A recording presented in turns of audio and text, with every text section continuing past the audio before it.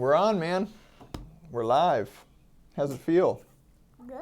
Feel pretty good? Mm-hmm. How are you doing? How's life? Good. What's your favorite thing on the farm? Do you like the goats? Yeah, and binoculars. Well, for my birthday. And they lock. Not. Daddy said no. No. Daddy said no something.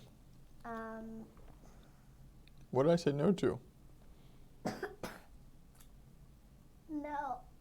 No, this like this. No, Oh, the telescope. No telescope. Well, Daddy said just no. not for this birthday. Maybe another birthday, or maybe a different gift. But I already got you a birthday gift. I got you a set of binoculars. Are you excited about that? Mm-hmm. I'll find the ghost. Oh, Gamgee's not gonna bite my binoculars. No, Gamgee's not biting the binoculars. That's for sure. Gamgee's gonna stay here inside. What he don't bite the binoculars. Binoculars gonna go on new house. He can run. That's right. Or Oklahoma too. Oh, look, Uncle Judah's on. He said, "Hey, Sam." Say hi, Uncle Judah. Hi, Uncle Judah. All right, you ready to get into it, man? We're going to talk some liberty.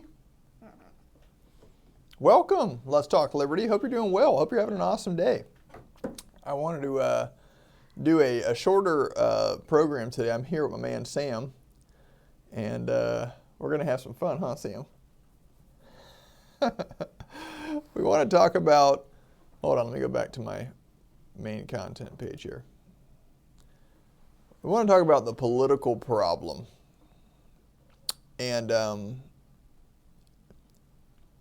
my goal, my hope in this is to, I'm not interested in accomplishing something that I have no influence to accomplish, that I have no power to accomplish. So I'm not gonna, I don't have really any expectation that this talk right now is gonna, change the course of the nation or anything like that. But my hope is that this discussion will redirect some of our efforts and some of our energy into the productive areas of society in our lives. I've learned that engaging in the political realm is a waste of time. Not just a waste of time, but there are certain the incentive structure in that realm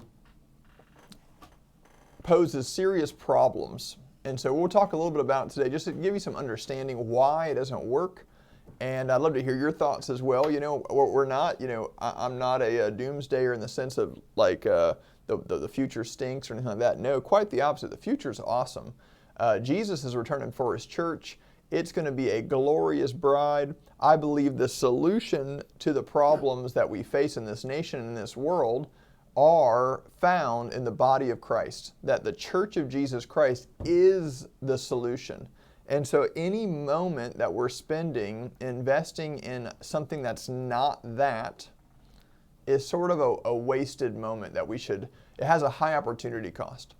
So every 4 years or every election cycle, people get real excited about these politicians that stand up and promise all this stuff, and we've been so conditioned to assume that that's how society works, like that's how problems get solved through legislation and through government regulation and things like that. That sometimes we forget to just stop and think.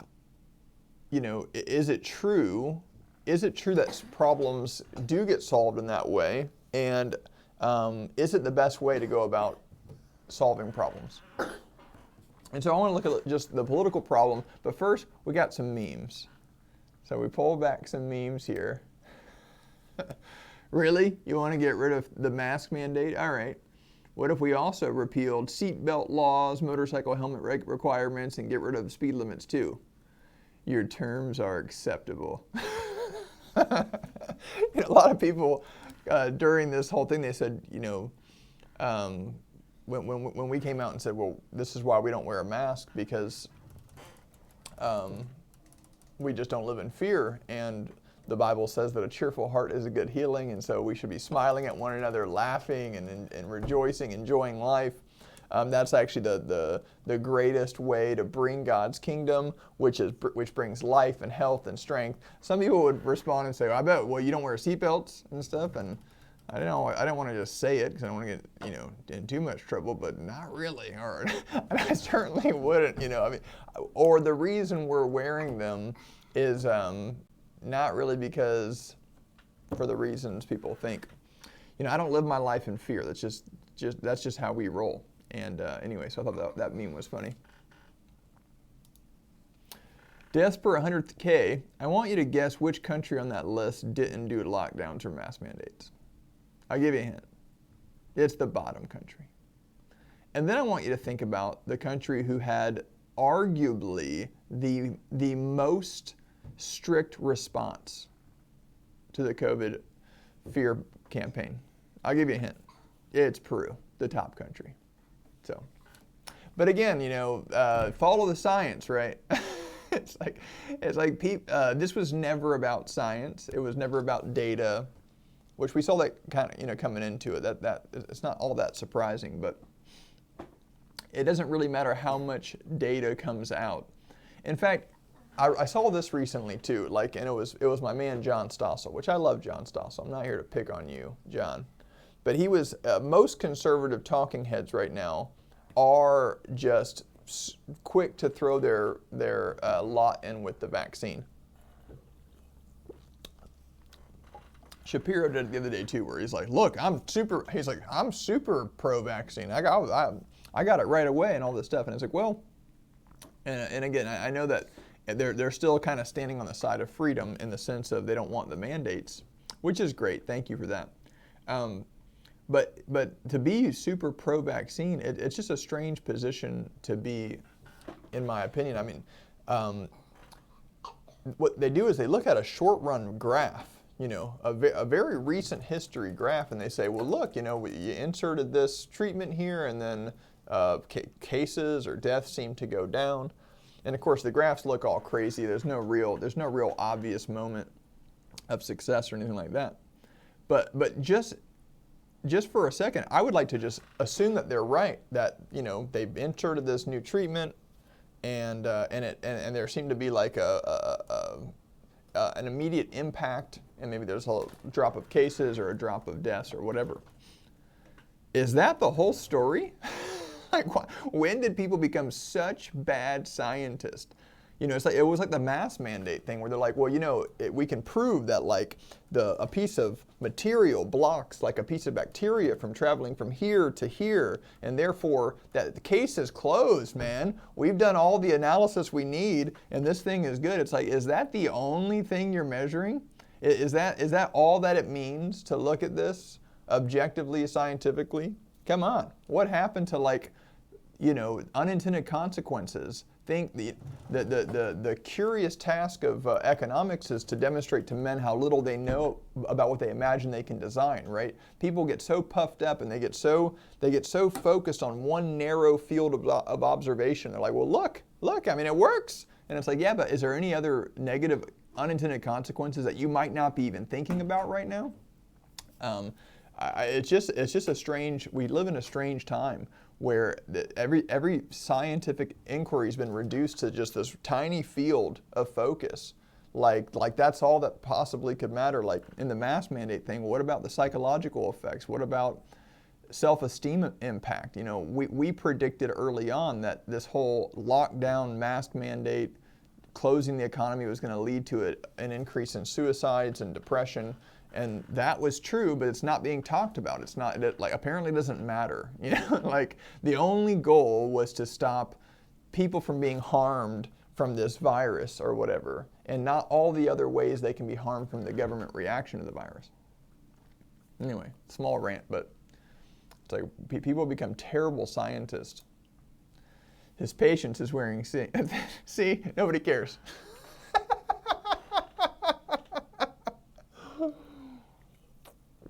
All right, that was funny to me.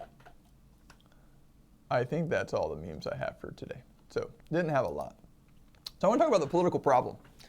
joining with me, my trusty sidekick, Sam B, is going to shed some good light on this as well. But I just want to, for some reason, this isn't obvious to people, and I see it all the time. Whether it's usually it's during the presidential election, but even even on a yearly level, whether it's local government, I see people fall into this trap constantly. And so let's just look at some of the reasons why the political realm is just not a good place to spend your time, your energy, your efforts. It's not a place where you're going to get a whole lot accomplished. I want you to imagine that you're in the middle of a game. Okay, now you're playing. And I got this new whiteboard software, but I'm not really good at it yet, so I didn't want to like totally waste your time by trying to draw. But I'm gonna practice. I'm practicing a little bit each day, and soon I'm gonna have a whiteboard companion with me so we can do some visuals. But imagine you're in a game, and the rules of your game. Okay, the rules of your game is to get your vehicle to your house. Okay, and right now you're starting out at an unknown location, but again, you have a game that you're playing. Your rules of your game is to get your vehicle to your house. Maybe you have GPS, maybe you have a map system or something.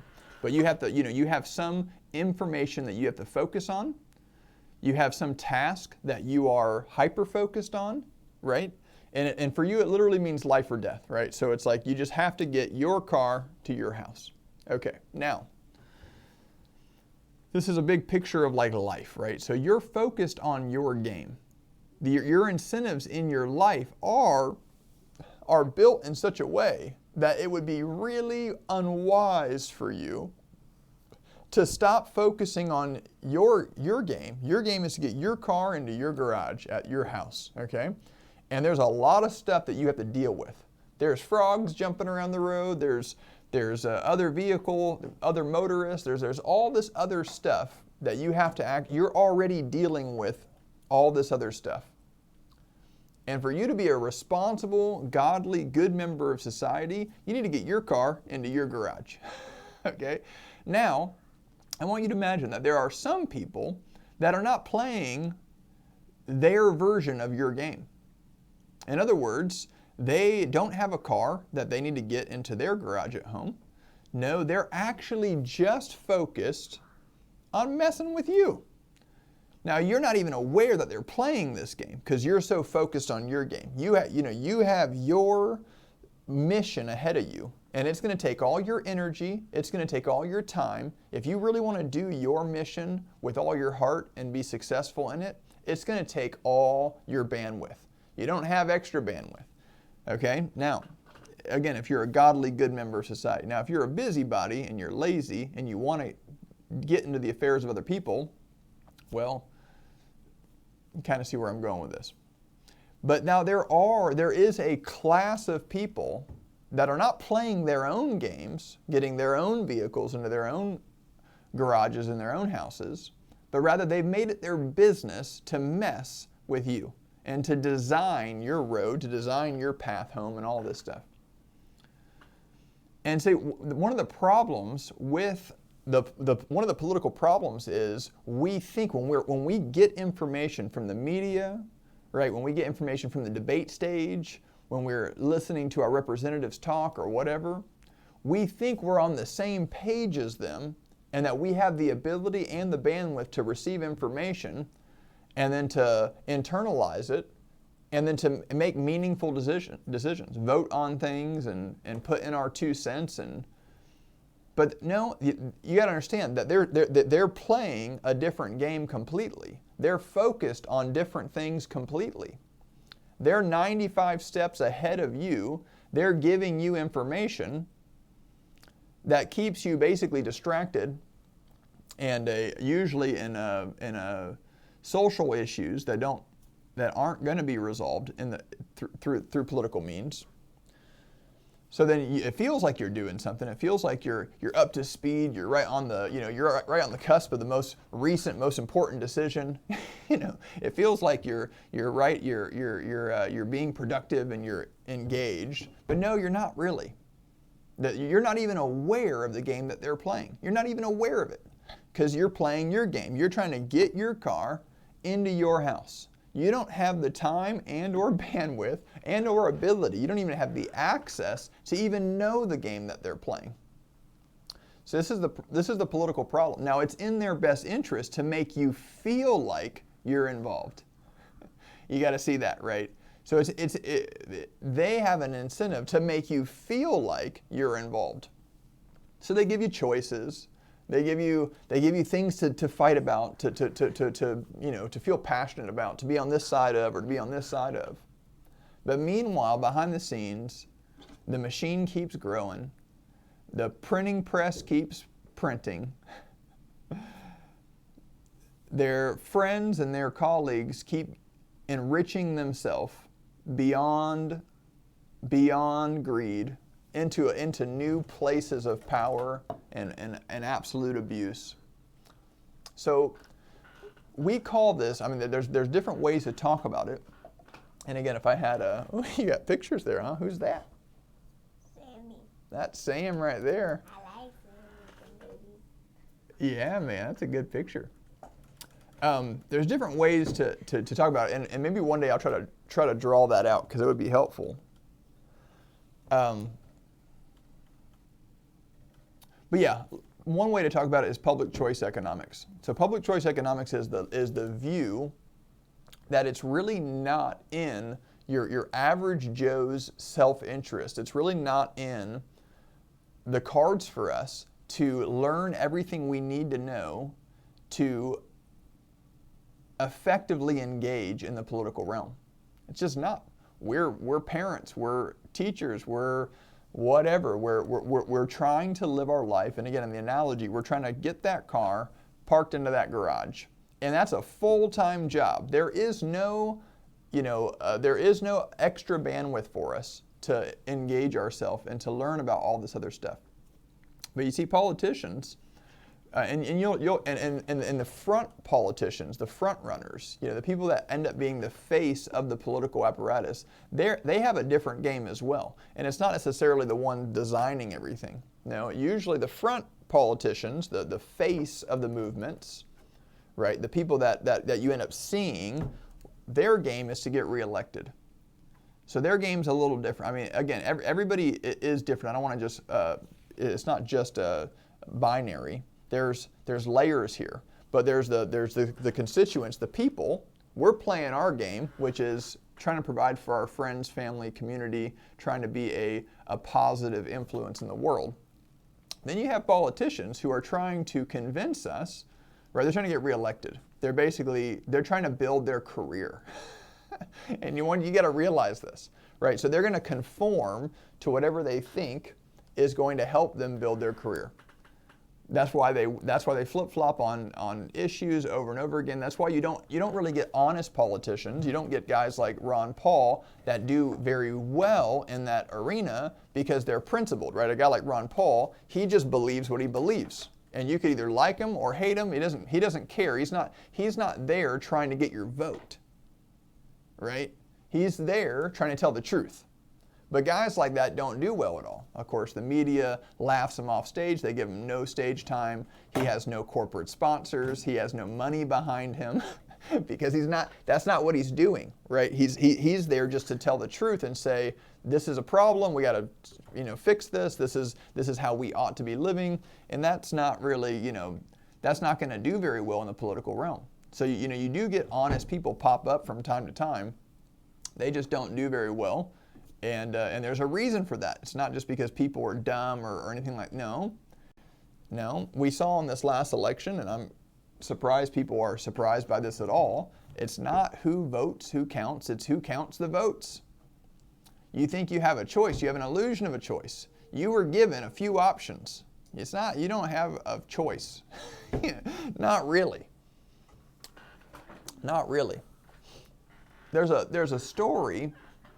It goes something like this, and I've told this before, so if you've heard this before, well,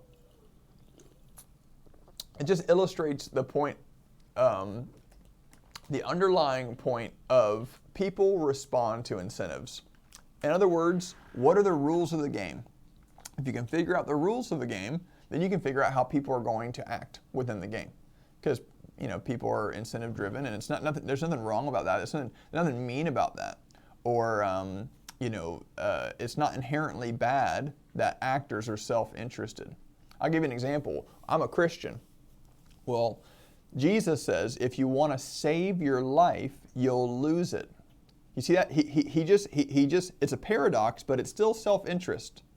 To become a Christian, to give your life to the Lord, to be filled with the Holy Spirit, to enter into the kingdom of light, it's the most self-interested thing you can do. Right? Now there again, it's a paradox in the sense of if you try to save your life, you'll lose it. But it's not that Jesus is against self-interest. He's just helping correct the mistake. People thought that they were being self-interested because the devil was luring them along, right? The devil's like tempting them along, and people are caught in a trap.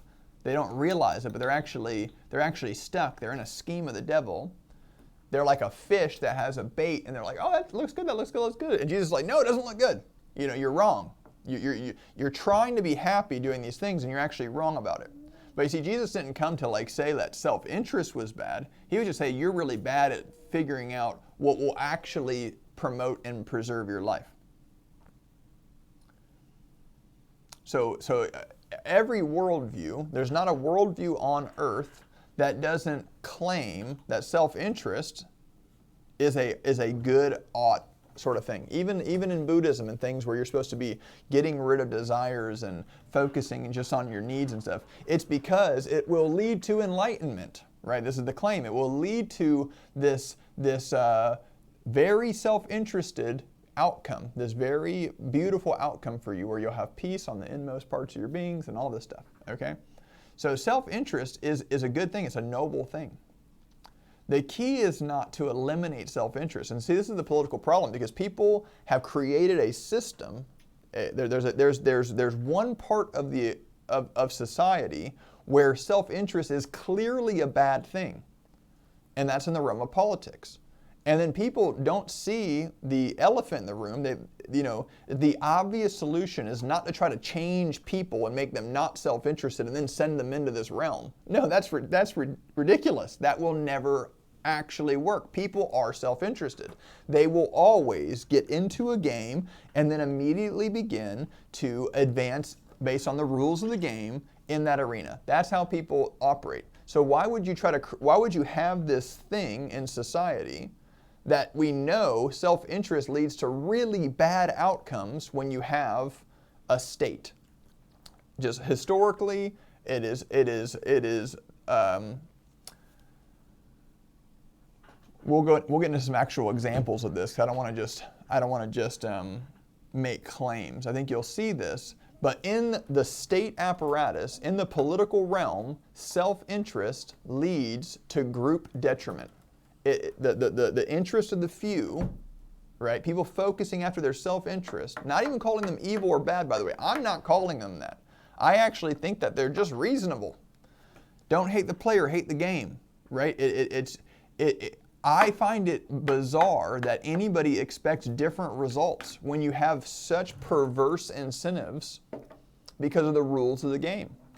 The key is, wisdom is to make the rules of the game correct, and then self-interest will do what it's supposed to do, which is help everybody, which is free market capitalism, by the way. Free market capitalism, as you move forward in your path, trying to get your car into your garage, in free market capitalism, on the way, you end up enriching the lives of others. That's what ends up happening. When you just go how you're wired, when you just go forward as you're wired, in a free market system, what ends up happening is you enrich the lives of others because you're in your pursuit for self-interest. And Christianity is a central part of that. Okay, so don't mishear me. I'm not trying to separate it out. Again, Christianity is the belief that you give, right? It's the worldview where you give your life to God and then you walk out the good works He's prepared for you. And what that always looks like is you find your purpose in the service of others. And again, so I'm using language like free market capitalism, but all that is, free market means, how can I serve you? How can I help you? How can I get you where you're going? Right? Become a servant to all. A very Christian principle. This was built on the free market. And free market actors, now we haven't had a free market in this country for a long, long time. Okay, you got to go back to when they hijacked the money, 1913, 1914. It is impossible to claim that we've had a truly free market in over 100 years, well over 100 years. Okay, so now we've had pockets of freedom, and those pockets of freedom do tremendous good. Anytime you have freedom, you have explosions of wealth, it works because you're aligning, it's the way the kingdom is. Kingdom just brings prosperity. And kingdom is built around golden rule. Treat others as you'd have them treat yourself, which is always going to lead to freedom, honor, mutual respect, love, compassion, service, right? That's what the kingdom, how the kingdom manifests, centered around the golden rule, will always lead to prosperity. And so areas of the economy that have been left untouched, left unregulated, they just do really well, over time.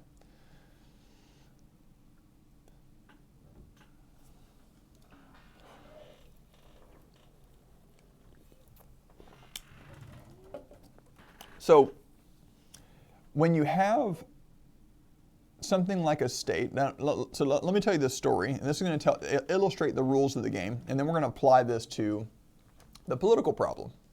And again, my hope here is not just to complain about what is, it's to divert your and mine and all of our future resources into kingdom activities, into gospel-centered activities, because that's where the solution that's where lives are changed, that's where people are reborn, that's where hearts are regenerated, that's where real change happens. And to stop engaging in the deception that the political realm is going to all of a sudden work this time. Never worked in the past, but this time is going to be different. We want to stop it. We got to put a stop to it. There's so many men of God that I respect greatly that still believe that the political realm we need to engage in it. Christians need to be in there. We need to be in there in the game. We're losing ground. No, it's just not the way. It's not the wisdom of God. It is the arm of the flesh. It only causes division. It only causes strife. And it puts us back. And so that's my hope. My hope with this teaching is just to inspire you to consider, what are we, let's not waste our time. Let's be wise with the time. The days are evil. Let's redeem the time and walk circumspectly. Okay, so there's two guys in the desert. Me and Sam will be the guys. There's Sam, and then there's me, okay? Now we're in the desert, and then there's this third guy that comes up, represented by this bubbly can over here. That colors are not very bright. It's a bright yellow cup of bubbly, by the way. We got pineapple bubbly.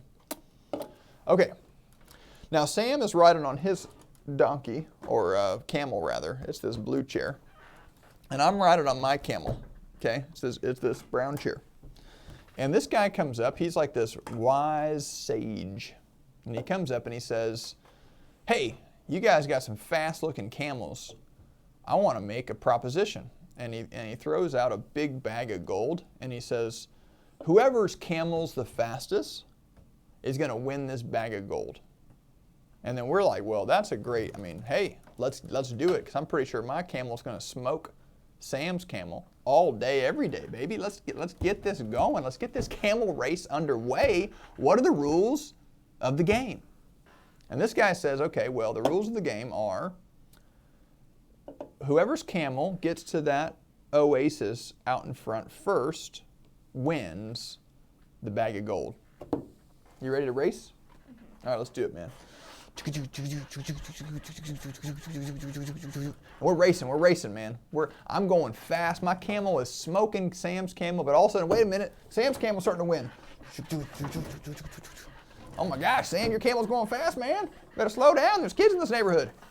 Okay, now, mid-race, this guy, my yellow friend here, he speaks 2 words, and everything changes in the outcome of the game.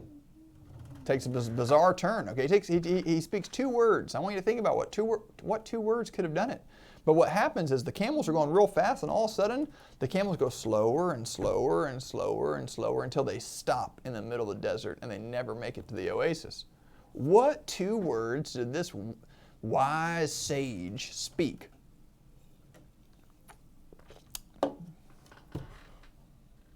What do you think, man? Your camel beat Daddy's camel? Yep, I think so too. He said, switch camels. You see, the bet was whose camel was the fastest. Now, if I'm riding Sam's camel, I want to prove my incentives, right, are such that I want to prove that my camel is the fastest. Because the bag of gold is going to go to the camel. And of course, my camel is now being ridden by Sam. Sam is now riding my camel. But in the same way, he wants his camel to get there fastest. You see, all that change was a slight change in the rules of the game, and you get wildly different behavior. And this is not some like, oh, there's good societies, there's good people, then there's evil people. This isn't about evil versus good. God has given man wisdom to organize society in ways that it doesn't matter whether you're good or evil, you'll still get good outcomes. Again, God has given man wisdom. I believe free market capitalism is one way you can call it. It's just voluntarism, free association. Okay, there's many ways you can just describe. All it is a manifestation of the kingdom of heaven on earth. And it led to wealth creation. It led to a destruction of poverty. It led to better health outcomes. It led to explosions in life and adventure and joy that the world had never seen. Why? Because it aligned itself, it conformed itself to the wisdom of God, to the nature of God. When society reflects how God is, who God is, that in that way society prospers. And then when society departs from the ways of God, society suffers. Okay, so so politically, socially, how we organize is in God's heart, it's through the golden rule. Treat others like you'd want to be treated. Now, politics is not that. You see, politics says, we're going to vote on this issue. I mean, if you look at it like a democratic society, which is like a totally evil society, by the way. I'm not sure when democracy ever became synonymous with good. It is outrageously, blatantly evil. The minority is going to get smushed over by the majority. Why? Who ever thought that was good or noble? Why has that won on the highest public stage? Why are people championing democracy? What an absurd worldview. What is your worldview? Oh, it just means that like if 8 people want to do something and then the 2 people that are weaker and smaller don't want to do it, the 8 people will just mow over the 2. Oh, and is that a good and a moral worldview? Yeah, we just think it's great, We just think it's awesome. So basically, if 9 of us want to just kill the 10th, well, he consented, right? He's part of a democracy. So what we do is the 9 just use their might equals right. They're a lot more of them, and then they just trample over the rights of that one person.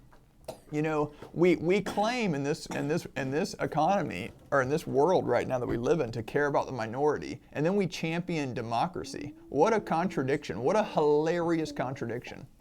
No, democracy is a repugnant, repulsive system that ought to be rejected full stop by Christians. It is disgusting. Theocracy is the only system that makes sense under the lordship of Jesus Christ. And under the lordship of Jesus Christ, you become servant of all. You lay down your rights. You lay down your life for the betterment of others under the perfect lordship of Jesus. And hey, until we completely see that manifest, what we start with, right? You start with the golden rule. And in the golden rule, that's how you organize society. And the thing about the golden rule is, you actually cannot find a situation where it falls apart. It is a perfect rule to organizing society. Treat others like you'd have them treat you. Well, take any issue that's being parroted out there right now, and then apply the golden rule to it. Here's where you'll land. I'll just do the work for you. You'll land in extreme libertarianism, where keep your hands off people, don't steal from them, don't hit them, don't force them, don't coerce them, don't force them to agree with you. No mandates, no lockdowns, no forces, no compulsion, right? Obviously, there's a place for defending the defenseless. Okay, that's fine. Libertarians aren't pacifists. I mean, some of them can be. I think I'm probably personally one in some ways, but it's not because I'm. I don't know. I mean, if somebody came after my family and my children, I think I'd probably not sit there and get in a philosophical pickle. I think I'd just take them out. So maybe I'm not a pacifist in every way. But when it comes to defending my rights or demanding respect or anything like that, no, I will willfully lay down my rights and my right to be heard or my right to win,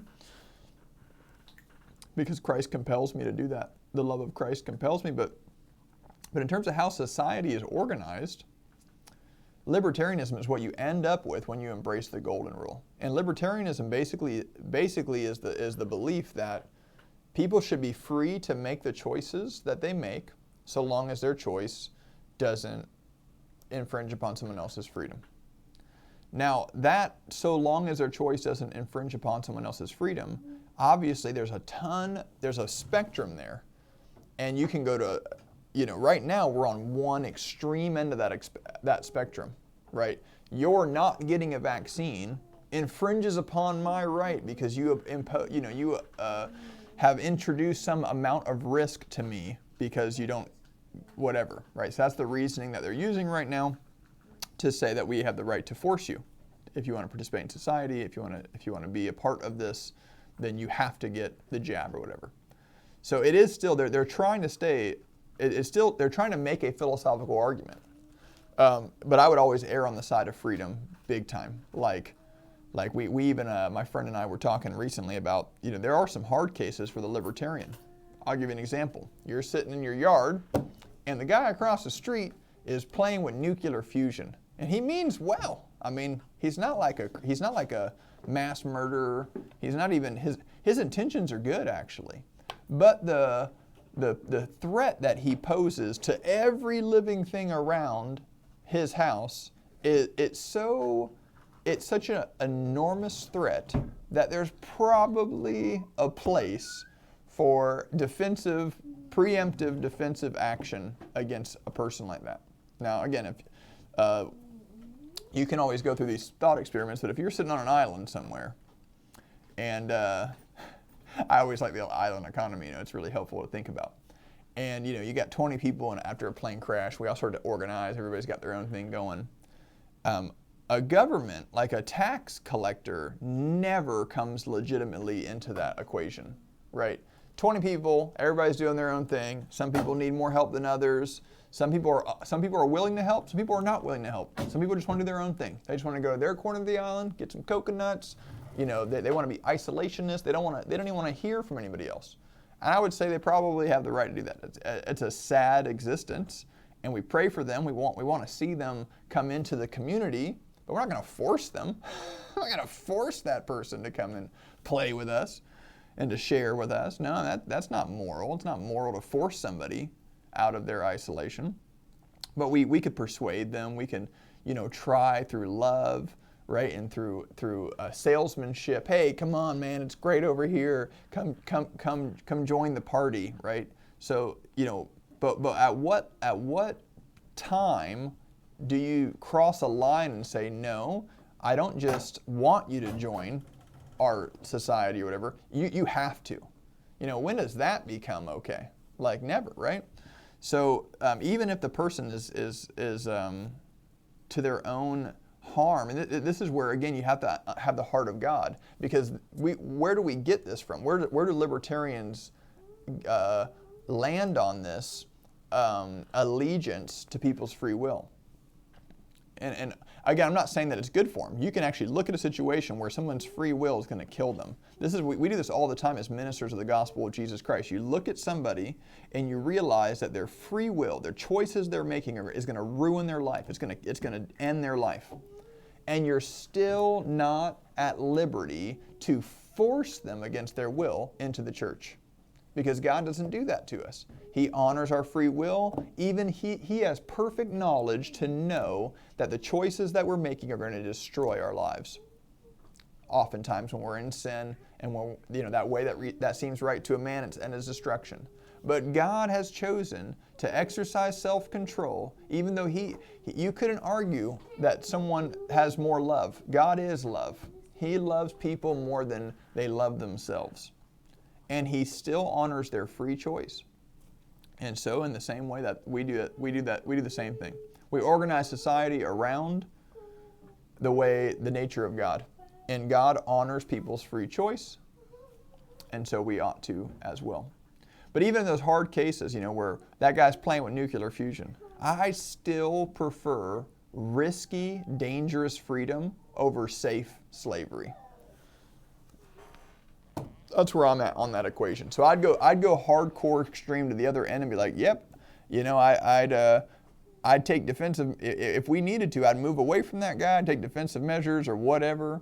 But I don't, I don't see myself feeling real great about going and ending his life or something, or taking away all his freedom.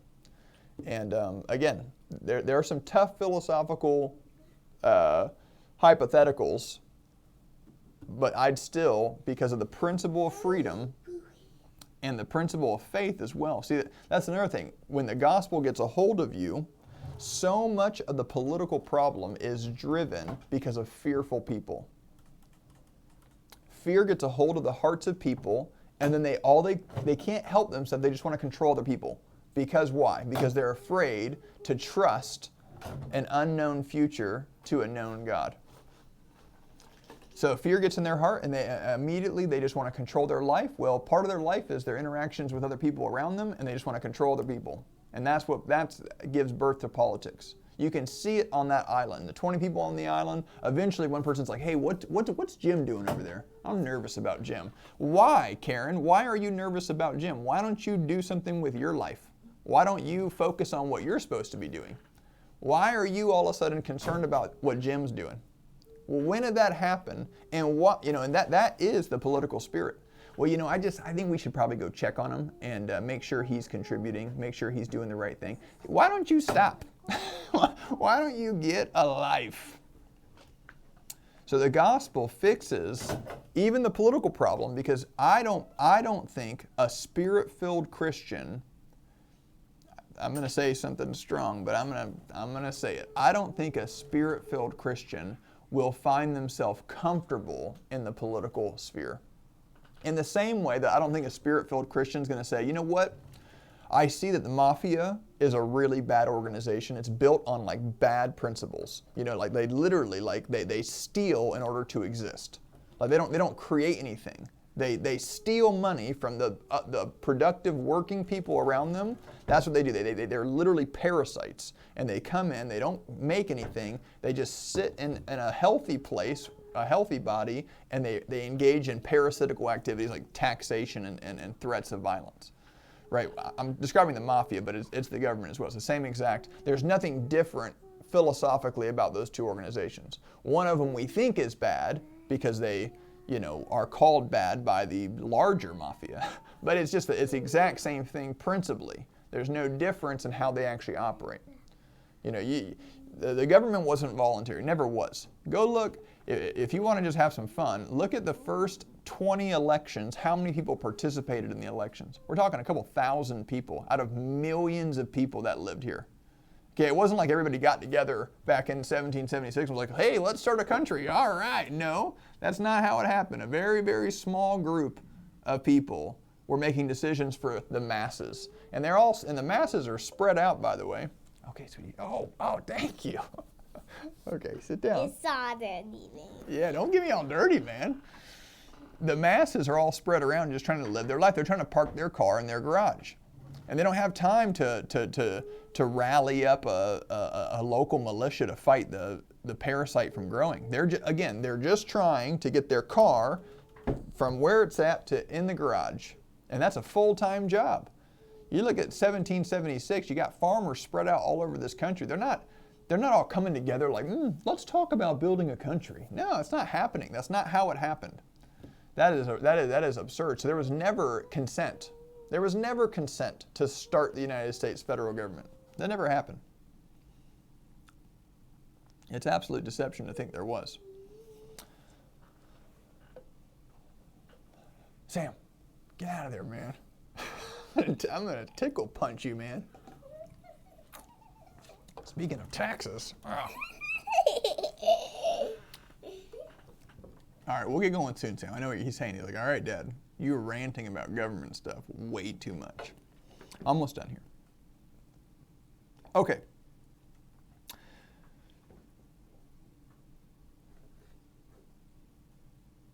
So, you wouldn't, as a Christian, as a Holy Spirit-filled Christian, I don't think you'd say, you know what? The mafia, it's just an organization that's got to stop. Or at least let's make it smaller. You know what I mean? Like, maybe not let's get rid of it. Like, I still want some just like brutalizing and threats of violence and coercion and killing. I still want a little bit of that in society. But let's make it smaller. You know what I mean? So I don't think you'd conclude as a Spirit-filled Christian, I think the best thing I can do is join the mafia. Okay? I'm going to join. I'm going to come in and work my way up the ranks until I'm at a place of influence. And then I'm going to say at the place of influence, hey guys, what we're doing is wrong. No, that's not how you get rid of an illegitimate institution. You don't look at slavery and say, oh, you know what, this is really bad. But instead of just like denouncing it, full stop, aggressively, often, constantly saying this is wrong, we shouldn't do this, you shouldn't tax, you should not steal. The scripture says, let the thief steal no more.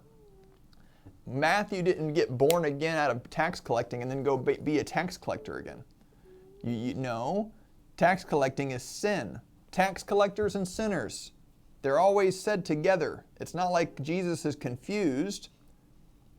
You're not supposed to be stealing through the threat of violence from people. That is antithetical to the nature of Christ. It's not good. It's not godly. Stop, man. Okay. Don't be getting in front of the camera there, man. Sam's having a good time. So I don't think you'd have a Spirit-filled Christian and go, you know what? I think we should join the mafia, work our way up, and then dismantle the mafia. No, just like slavery. The abolitionists would not have done well if they said, you know what? We're going to just own a bunch of slaves, and then we're going to be we're going to be a big-time voice for the pro-slavery movement. That way we can get some influence. We can get established inside that system, and then we'll speak out against it. No. The way you correct an injustice in society is you often and aggressively speak out against it. Often and aggressively. You continually make it about the moral issue, which right now, sidebar, but this is a funny one for me, so I'm going to share it. Right now, the discussion, this is why Shapiro and guys like that are dangerous, in my opinion. Now, I'm not saying I don't watch them, because I do watch them sometimes. I'm hungry. You're hungry? All right, we'll get out here in 5 minutes, okay? I do still watch them. Hey, Sam, nope, don't do that, okay? Yep, you can chill with Daddy. I still do watch them sometimes, so and sometimes they're on. Okay, but what they've subtly done is they've made the vaccine discussion not about a moral question. They've made it about an effectiveness question. I think that's really dangerous and really stupid. Okay, so they just subtly said, well, it works. I mean, of course, vaccines work. I mean, we're pro-vaccine. We're, all this stuff, and they're not actually asking the question: should we do this? Do we have the authority and the moral right to alter our bodies in this way? And not even to mention, by the way, which you should mention, how did the vaccine get created in the first place? Because if it was born out of evil, we shouldn't be doing it. If it came out of an aborted fetus tissue from an aborted baby, if that's how the COVID vaccines came to be, that's a problem. And the Christian that's taken the jab probably doesn't even know that. And that is a problem. That's an issue. And so a lot of the conservative heads that have just gone on pro-vaccine, they're not even asking the right questions. They're asking, well, does it work? I don't care if it works. What do you mean by work anyway? You're taking a very short-sighted approach to data analysis and saying, well, in this month it looks like we had a little less flu than in the last month. Well, is that what it means to work? What if in 30 years you find that people that put the jab in their body completely compromise their immune system and the common cold takes them out? What does it mean to work? You got to zoom back and have first, and this is why it's so important to the fear of the Lord is the beginning of knowledge, because if you don't understand the wisdom of God, then you'll get caught up in the foolish natural analysis, and you'll base your whole life. People always say, well, we can't decide stuff until we have the data. What are you talking about? Yes, you can. Yes, you can decide stuff before you have the data. You should all the time. Well, we're not sure, killing your neighbor might actually, we don't have enough data, it might actually lead to longer term satisfaction in life. Well, you don't have to do the data. I can help you. Don't do that because you're breaking a moral law, and I don't have to wait until the data solves why that's bad. I can know a priori now, don't break moral laws, right? And so, small tangent, but I find that with the political sphere, we need to take the same approach. The approach is not whether it works or not. The approach is not whether, again, people are just so focused on, for now the discussion, at least in the moment, is taxing the rich or whatever. You gotta stop, okay, bud? Or I can't have you on with me if you do that, okay? I love you so much, but you gotta sit, okay? Here, take some bubbly. Bribing them with bubbly. You better believe it. I'm not above that. I'll bribe my child with bubbly right now on air in front of the world to see. And look at it, it works. He can't even talk. Nope, can't even. He's mesmerized by that bubbly. You like it? Come on, man, give me some. That's good. What about this one? Oh, that's an empty bubbly can. We're living like, look at that. Let's just put our fallen soldiers right there. There we go. Looking cool, man. Sorry, I forgot where I was at. Took a break. I need to go home. Yeah, we will in a second, buddy. We're about to wrap it up. I need to go home. So yeah, we will wrap it up today. But I don't think the Christian position, the consistent moral position is to say, we need to engage in the political realm. No, we need to call out the political realm for what it is, a demonic structure that is not, you will not find a democratic republic or whatever. You will not find these states as they exist today in heaven. No, you will not find taxation. You will not find bullying. You will not find mandates and coercion and all the divisiveness. It doesn't exist. So I think what the Christian needs to do is aggressively and openly and often point out the gun in the room, that force, because that's what it ultimately is. Look, I would never dream of forcing you to agree with me. I'm a believer in Jesus. It means that I believe with all my heart that if you don't accept Jesus Christ and what He's done, His finished work on the cross, if you don't accept that sacrifice, then you have no atonement for sins, which means you're still dead in your sin, which means you're not even alive. It means that you're already on your way to hell. You're already on that path. It's not like you're going to be sent there one day. You're already going. And so only by the blood of Jesus can you be redeemed, bought out of slavery, brought into light, brought into freedom, brought into the abundant life that Jesus has come to give. And I believe that with all my heart, but I would never force you to agree with me. I could persuade you. I could plead with you and say, please look at a life that has accepted Christ, and then look at a life that hasn't. Look at my life before I accepted Christ and my life after. What the Lord has done. Look at what faith has accomplished. Look at what grace means in someone's life, right? I can persuade you. I can sell it to you, but I can't force you. That is so ungodly to force you. But that's what politics is. I know you disagree with me, but we're just going to force you. And if you don't comply, we're going to kill you. Because that's ultimately what government is. Government is force. The state is force. Now, there are tons, I just want to end with this thought because it's a common misunderstanding. We are not, I know it's going to sound a little contradicting. Hear me out. We're not anti-government. We're anti-state, right? We're anti-force. Government is born around us all the time in a voluntary way, and it's beautiful. Happens all the time. Most of the government that you're exposed to in your life is voluntary. You have consented to it, which means it's not burdensome or ugly or aggressive in your life. I mean, when you walk into a store, you're playing by the rules voluntarily. You're underneath a governmental structure, and it's godly and it's good.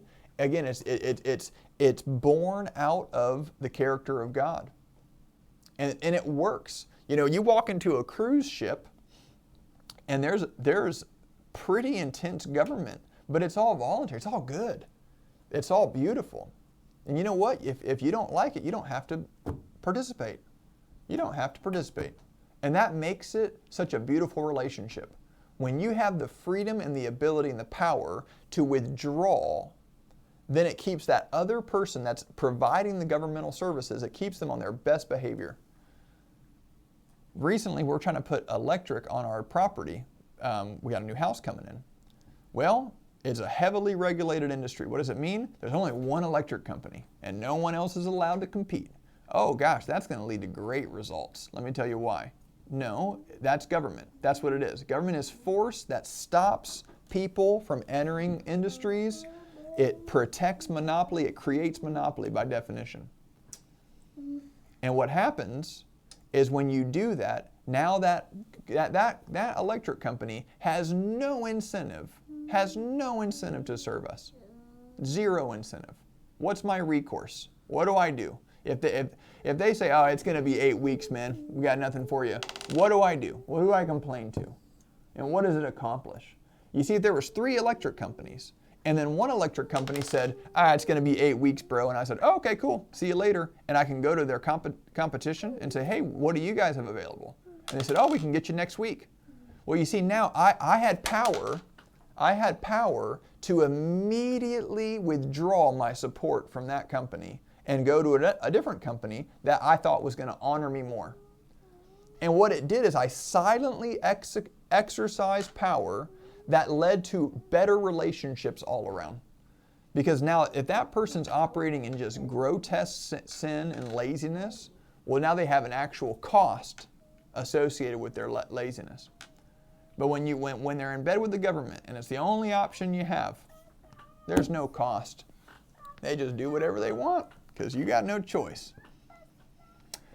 And we'll talk about this more, but the main thing, I know my man Sam is ready to roll, so we're going to get out of here today. But the main thing I wanted to talk about is why it's not the people's fault that are inside the system. They're just trying, in their own way, they're just trying to get their car into their garage. But the rules of their game are perverse, and they're set up in a way that it actually hurts the rest of us when they're just trying to do what's best for them and their family. And so what we try to do with insider trading and all this anti-corruption stuff, what we try to do is we try to make the kinds of people no longer want to get their car into their garage. That's what we spend all of our time doing. We try to focus on trying to make them not human anymore. It's like the communist dream of creating a new man, and then it'll work. No, that's not how it works. The people are, even Christian people, even spirit-filled, godly people, are still self-interested as such, as they should be. And our responsibility, in terms of our societal responsibility, is to promote, right? To promote systems that use God's wisdom and account for the nature of reality. And only in free market capitalism can someone's self-interest be a blessing to others. And that's the system that we ought to fight for. So, love you all very much. Hopefully this was a fun talk. And we'll get back on soon and talk more about it, because I'm going to get my whiteboard skills figured out. Because drawing, man, if we're talking about the island economy right now, I could have drawn all sorts of cool stuff up. But I still got to practice with that pen, because I'm not great with the stylus right now. Have a blessed day. If you don't know Jesus, know Him. Just ask Him into your heart. He's the best. He'll change everything about your life. And He's really the only hope we got, right? So do it. If you guys have any questions, comments, concerns, please feel free to reach out. We'd love to. Here, let me see if I can go here. Yeah, we'd love to hear from you. So go to letstalklibertytoday.com and drop us a line. Love you all very much. Until next time, be blessed. All right, Sam.